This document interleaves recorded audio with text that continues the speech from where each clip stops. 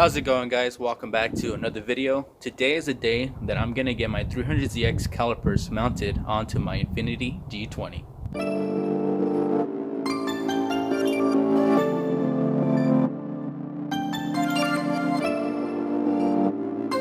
For those that are just joining my channel, this is my garage, and on my garage I like to show you how to fix your own vehicles, show you some helpful tips, and also install big brake upgrades on your vehicle.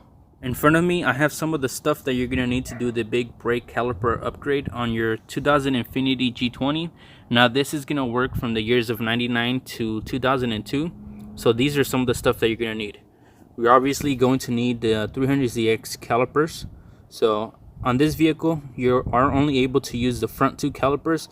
The rear two calipers are not going to fit. So just keep that in mind.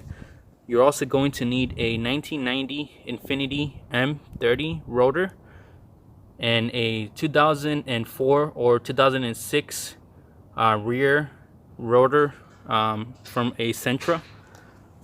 You're also going to need the conversion lines for a 240ZX to 300ZX calipers and rotors. I'm only going to be using the stock brake pads because I don't have any on me right now, and it's going to be a special order, so I wasn't able to get new ones for the recording of this video, but I will soon. You're also going to need a set of sockets with the 10mm missing and flare wrenches. You want to obviously start off by jacking up your vehicle and supporting it with jack stands. We're going to go ahead and start off by turning our steering wheel to the right so that we can face the caliper. We're going to remove the whole caliper and the brake pads, pretty much everything that you see here. We're also going to trim the dust cover right here for the rotor, so we're going to go ahead and do that right now.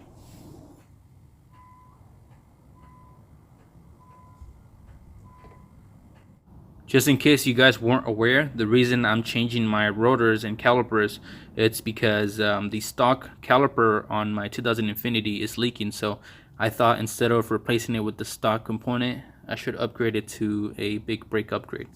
Since I'm not going to be reusing the stock calipers, rotors, or pretty much anything on the stock brake system in the front, I'm going to go ahead and start off by removing the brake line from the top right there. So go ahead and get a 10mm flare wrench and remove that.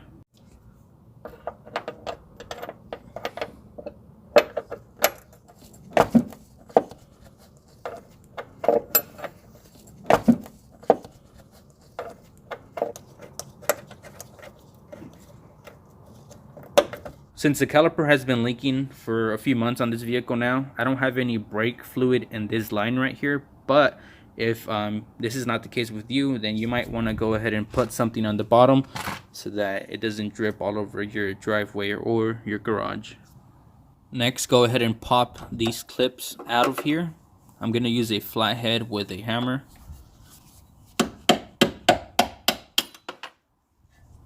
And then for this one, it's going to be a little bit hard to get a hammer up there. You can get a pair of pliers or something to pop that out as well.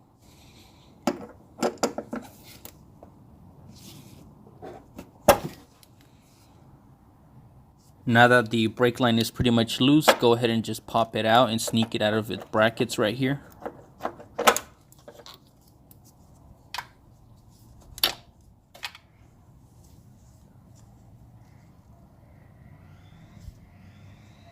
Now you can go ahead and remove your brake caliper. In order to do that, go ahead and go towards the back of the caliper. In the back of the brake caliper, you're going to see two bigger bolts. Go ahead and remove those, and it'll give you access to pretty much taking off your complete caliper and hardware.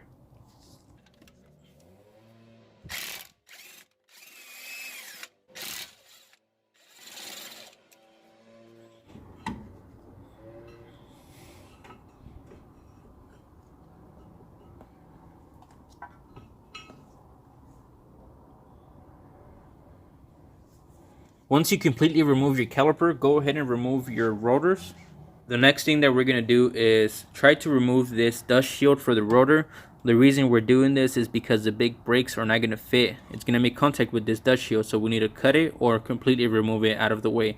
Now I'm going to try to remove it completely.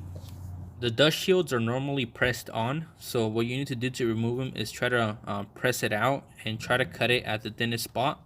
which is what I'm going to try to do. So I'm just using a flathead with the hammer.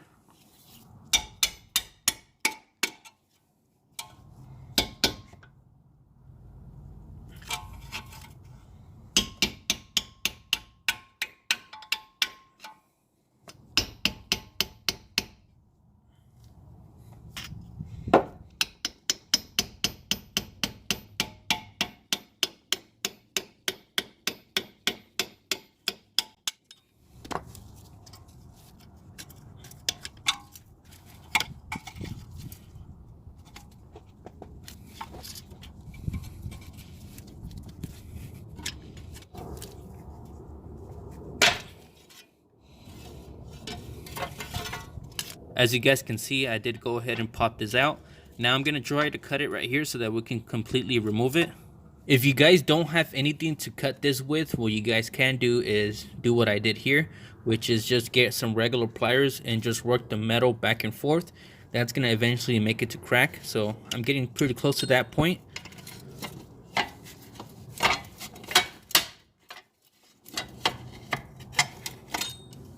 Once you have the dust shield cut like that in half, go ahead and use a flathead and stick it in through this little hole. You're gonna go ahead and use some leverage right here to pretty much pop this out. So as you guys can see, I have it against the lower control arm. Go ahead and push on that, and then it should be able to remove it.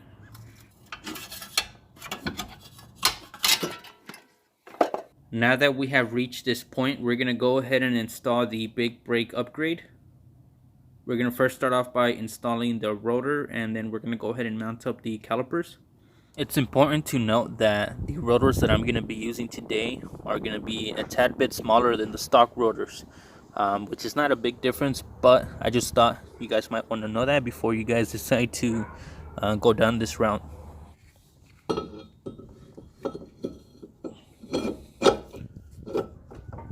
The reason I decided to go with a 1990 Infiniti M30 rotor is because, as you guys can tell, it has the same pattern of the lug nut right here. The bolt pattern is the same, so you don't have to drill anything or modify anything on here. It's pretty much a direct fit. What we're gonna do next is install the caliper, but before we do that, we're gonna go ahead and make sure that we're installing the right caliper. So we want to make sure that the bleeder valve is facing up, so it's gonna be like this. So we want to make sure that's facing up so that all the air comes out when we bleed the brakes. But before we even do any of that, we're gonna go ahead and install the brake line to the back of the caliper right here.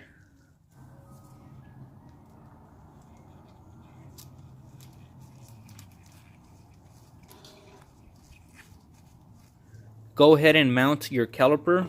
You're gonna be using the same bolts that you use for your stock caliper to mount these up. So just go ahead and put it on.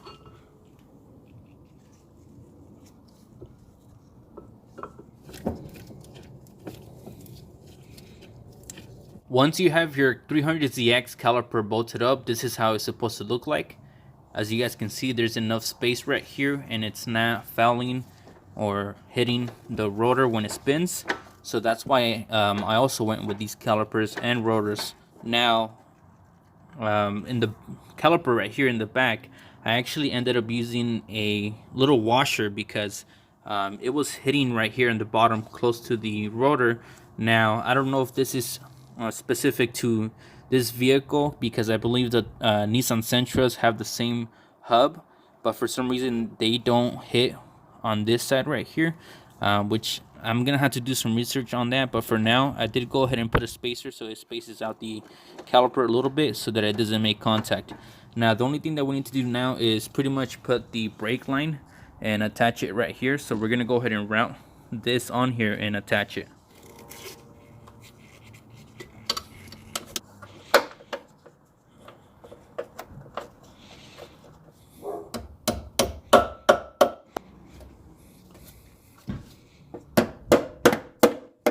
As you can see, I pretty much put everything back together in the front. So I have my caliper put back together. I'm using the old brake pads, but that's okay until I can get some brand new ones. We're gonna go ahead and go towards the back, and we're also gonna be doing an upgrade on the back as well. Like I said in the beginning of the video, unfortunately, we're not going to be able to use these rear 300ZX calipers on a 2000 Infiniti G20, but we're still going to be upgrading the rear. We're going to be using a 2004 through 2006 Nissan Sentra Spec V rear rotor. This is around 11 inches, I believe. In order for us to make this work on our vehicle, we're going to be using some Maxima brackets right here. So these brackets are going to allow for your rear caliper to space it out about an inch or so, and that's going to allow you to pretty much run this rotor. So we're not going to be swapping any calipers in the rear. It's just going to be pretty much a direct bolt on after you swap out this bracket. Go ahead and remove the caliper and then remove your bracket, and you're pretty much going to transfer all your hardware onto this other bracket from a Nissan Maxima.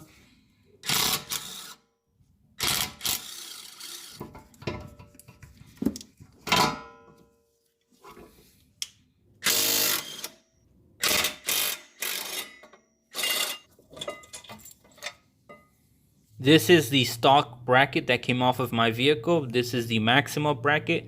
As you guys can tell, it is a little bit bigger than the stock one. Go ahead and remove your rotor out of the way.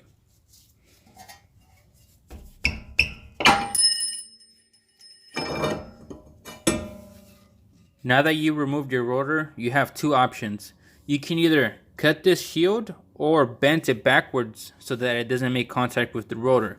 Because like I said, this is upgrading the rear rotor, and we're moving to a 11-inch rear rotor, so it will make contact with the shield,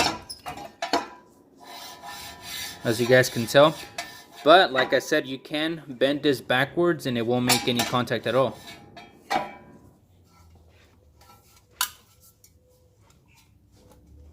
This is a size comparison between the Spec V rotor and my stock rotor on my vehicle.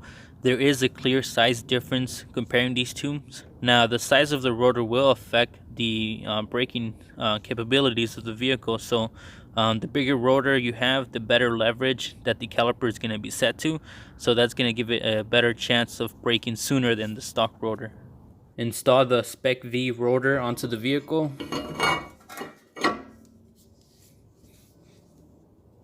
Go ahead and transfer all the hardware to your bracket that you're going to be adding to your vehicle.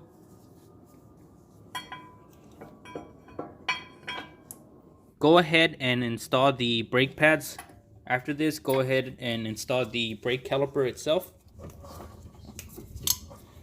As you guys can see, I was able to keep the stock e-brake, which is one of the main reasons why I decided to go this route.